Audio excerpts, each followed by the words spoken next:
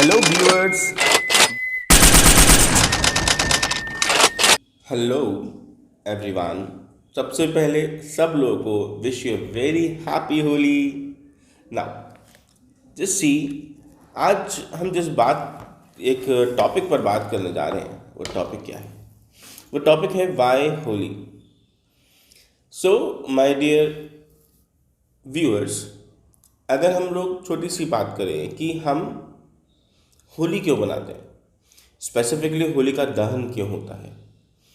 बहुत सारे लोगों की अलग अलग बातें हैं। सर, होली का दहन जो होता है इससे बहुत सारे हमें वुड लॉस होता है, ट्री लॉस होता है। इससे क्या फ़ायदा होता होगा सर? सिर्फ नुकसान ही नुकसान है। देखो, थोड़ी बहुत तो मैं आपको बताऊंगा कि हाँ, ये बात तो बिल्कुल फैक्ट है कि ट्री लॉस होता है ना। डिफॉरेस्टेशन होता है इस चक्कर में, क्योंकि सभी लोग, अब मैं जितना भी, अगर आप बाहर अपनी कॉलोनी से बाहर जाके देखो तो हर आई थिंक हर 20 मीटर की दूरी पर एक होली रखी होगी, है ना। हर 100 मीटर की दूरी पर एक होली मिल जाएगी आपको रखे हुए। इसका मतलब कितना ट्री लॉस हो रहा है, जस्ट सी। लेकिन इसका एक साइंटिफिक रीज़न है कि हम होली बनाते क्यों हैं, होली का दहन क्यों करते हैं, राइट।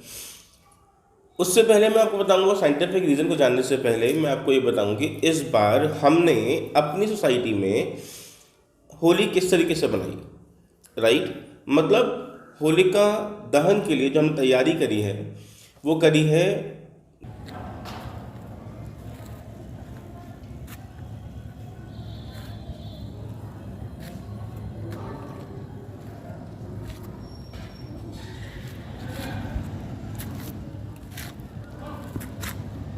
गोबर की लकड़ियों की। Yes, that cow dung, buffalo dung, इनसे जो गोबर, उनका जो डंग है, इससे हम लोगों ने इससे जो वुड प्रिपेयर हुई है उस वुड को हम लेकर आए हैं और हमने अपनी होली में लगाया है। बहुत ही पॉजिटिव रिस्पॉन्स है इस चीज़ का कि आपने सुना होगा कि कंडा जो होता है, गोबर जो होता है, उसका जो स्मेल है, उसका जो फ्रेग्रेंस है, उसको जलाने के बाद उसका स्मोक निकलता है, it should be very beneficial for all of us, right.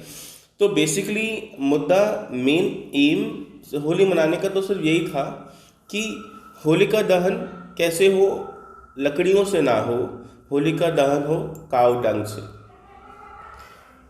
गोबर से, गोबर के उपलों से, गोबर की लकड़ियों से, ठीक है। और बोलो तो गोबर की लकड़ियाँ आप देख पा रहे होंगे, अभी आपके सामने फ़ोटो आ रही है कि गोबर की लकड़ियों से बनाया है हमने इस होली को।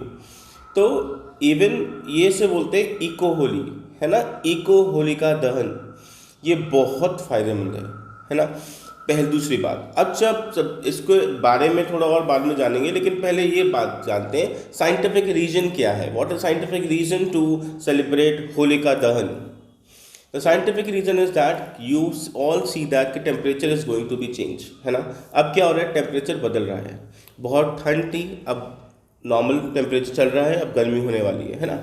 तो बेसिकली अभी जो टेम्परेचर आप देख रहे हो ये बहुत ही अच्छा टेम्परेचर है, आपको स्वेटर पहनने की नीड नहीं है ना, लेकिन पंखा चलाने की ज़रूरत भी नहीं है। तो ये जो पर्टिकुलर आप देख रहे हो, इट इज़ कॉल्ड कि एक ऐसा टेम्परेचर है जहाँ पर माइक्रो ऑर्गेनिजम्स, बैक्टीरिया बहुत सर्वाइव कर पाते हैं।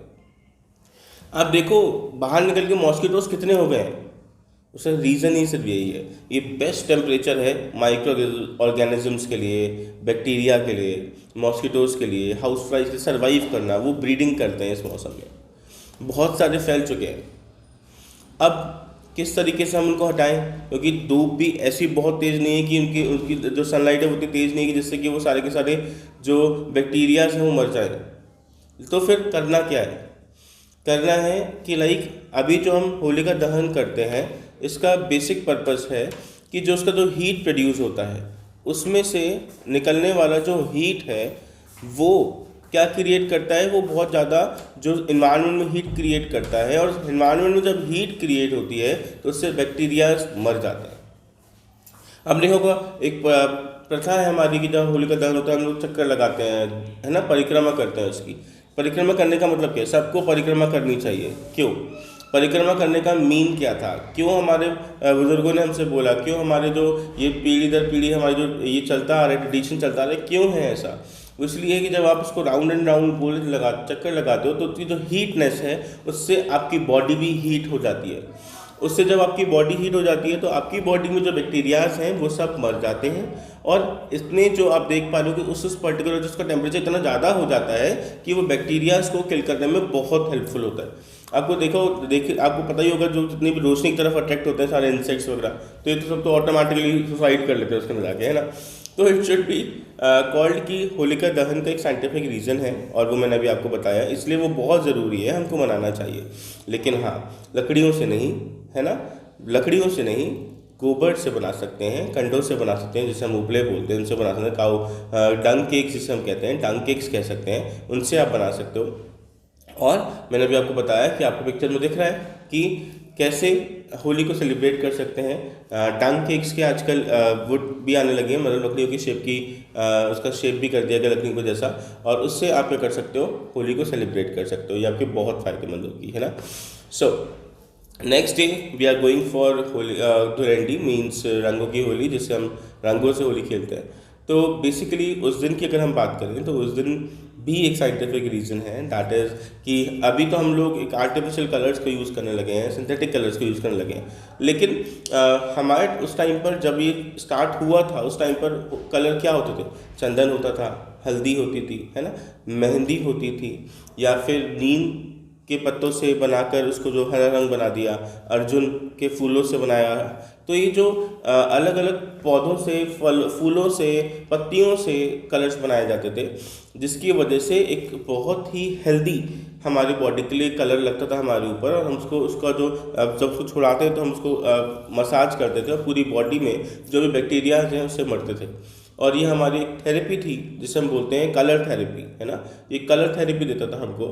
लेकिन इसलिए अगर हमको अभी भी इसकी चीज़ कायम रखना है तो हमको वापस से उस चीज़ को लेकर आना पड़ेगा, और इन सब चीज़ों को अवॉइड करना होगा, right. I hope you feel happy while seeing this.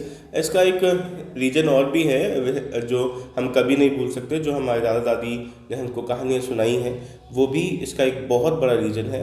Hiranyakashyap, Prahlad और माता होलिका की कहानी, है ना, जो आप सब लोग पहले से ही जानते हैं। तो वो तो एक बहुत बड़ा उसका रीज़न है ही, लेकिन आप जस्ट सी दैट कि it is a very proud moment कि हमारे सारे के सारे जो फेस्टिवल्स हैं, जो पुराने टाइम से हम लोग सेलिब्रेट करते आ रहे हैं, उन सब के पीछे कुछ ना कुछ साइंटिफिक रीजंस हैं, है ना। ये अपने आप में बहुत ज़बरदस्त पार्ट है जो हमारे फोर फादर्स ने हमारे लिए बनाया, और हम आज भी उसको एंजॉय कर रहे हैं और अपने अर्थ को अच्छा कर पाते हैं। सो इसी के साथ wish you very happy Holi. Thank you.